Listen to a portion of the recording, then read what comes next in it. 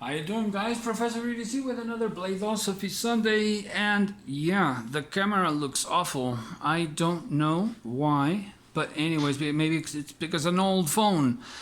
Today we're going to talk about, we're going to do first impressions of the Jack Wolf Gateway Barlow. Barlow is one of my favorite patterns of traditional knives. Though this is not really a traditional, it's rather a modern slip joint. But anyways, I brought out a few of my slip joints.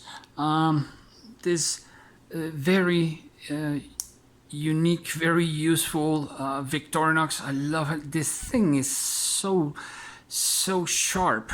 Gotta be careful with it. This is special for bakery and harvesting roses. And then we have a budget-friendly slip joint or brand that you all know, Rough Rider, that has been improving over the years. I bought this same model, this same pattern years ago, and I had to return it because it was so bad that I just had to return it. And yet this I bought, I think, a year ago or something. Love this tacky looking canoe pattern. Just really love it, and it has improved. The quality of it has improved a whole bunch. A stroke of luck. Love that. So it's just a really fun little knife. Of course, we had to have a case, right? The queen of traditional production slip joints, perhaps. And then, of course, the king, GEC, Great Eastern Cutlery, and Northwoods, of course, but I believe Northwoods, if I'm not mistaken, is produced by GEC. So the king and queen right here. We also have this very nice old timer, I believe now owned by Schrade or Schrade. And then, of course, we had to have a Boker. And both of these with the handle materials with a lot of history.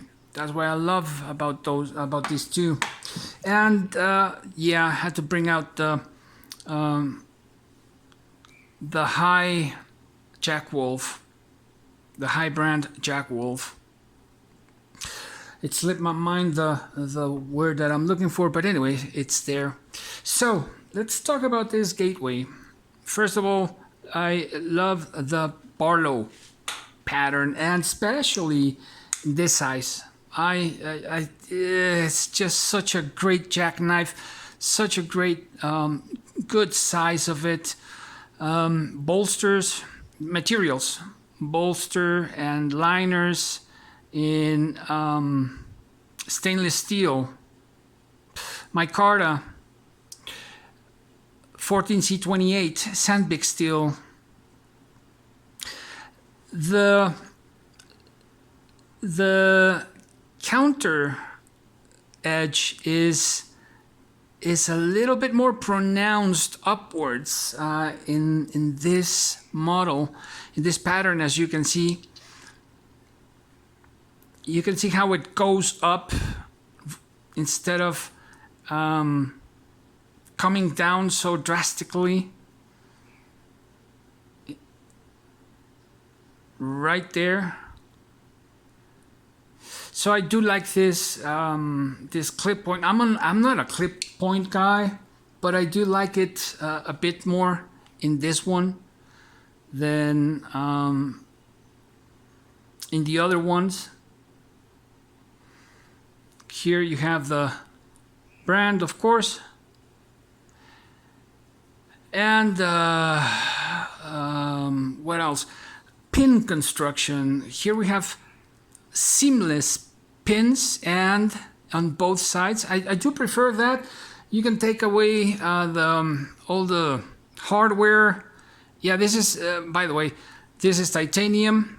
S90V and titanium hardware. I do prefer pin construction, and by the way, since the pins are so shallow that if you tighten just a bit too strong, it might break.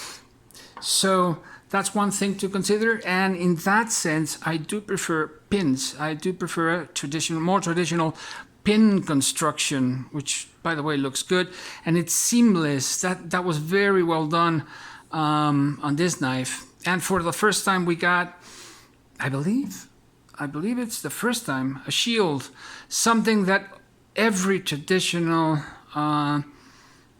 whether it's a traditional, a classic traditional, or it's a modern slip joint, they should have a shield, right? Yeah, I love that. Now, let's get to the bad. No, before that, no gaps. Very well built in that sense.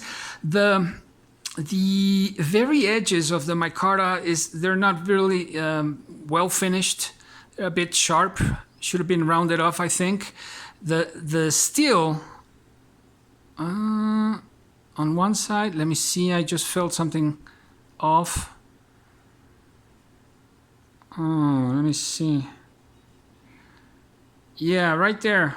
Right there, you can see you can sense that, you can feel that. On this side it's well polished. On this side, it's just some details there that it's not sharp, but it's just that detail right there. This is brand new, by the way. This doesn't come with the nice box and tube, the aluminium tube and all that, and the slippy, which really, all of that is not necessary. Only the slippy.